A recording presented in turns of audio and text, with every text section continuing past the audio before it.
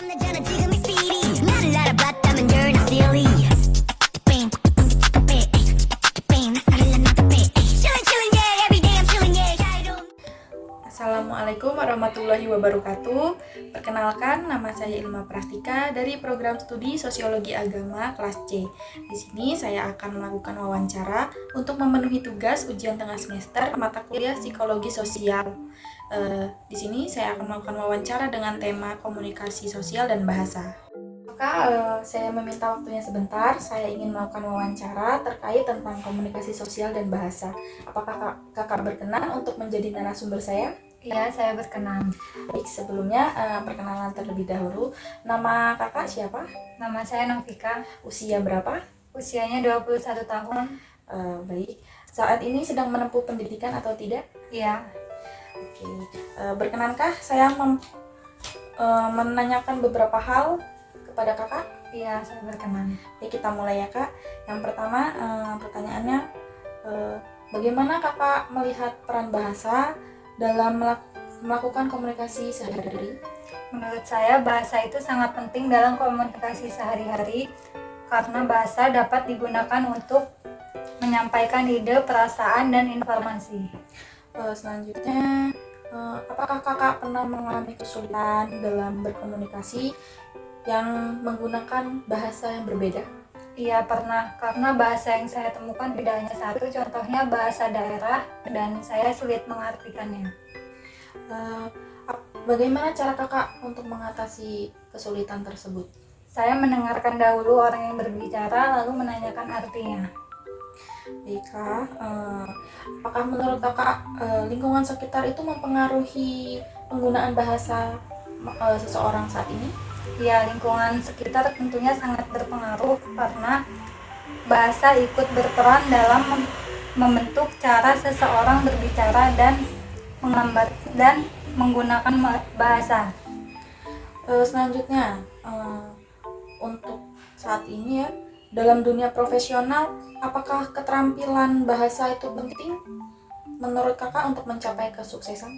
Ia sangat penting karena kemampuan berkomunikasi dengan baik bisa membangun kerjasama yang baik juga dan menjadi keunggulan tersendiri. Contohnya seperti bahasa asing. Baik, untuk permasalahan dalam berkomunikasi, saran apa yang dapat kakak berikan untuk meningkatkan pemahaman terhadap masalah bahasa ini? Tentunya kita harus lebih sering banyak membaca dan memperluas pergaulan dan melatih diri dengan berkomunikasi menggunakan bahasa yang baik. Baik, terima kasih kakak sudah berkenan meluangkan waktunya untuk saya wawancara. Saya ucapkan terima kasih banyak. Baik, dari hasil wawancara saya tadi dapat disimpulkan bahwa kendala bahasa dalam berkomunikasi yaitu karena terdapat multibahasa, yaitu perbedaan bahasa yang digunakan, dan juga tentang lingkungan sekitar yang terbiasa menggunakan bahasa yang kurang baik, kurang jelas seperti itu. Nah, dalam bahasa ini terdapat teori perolehan bahasa yaitu teori belajar. Teori belajar ini menekankan faktor lingkungan sebagai unsur pokok penentu perolehan bahasa.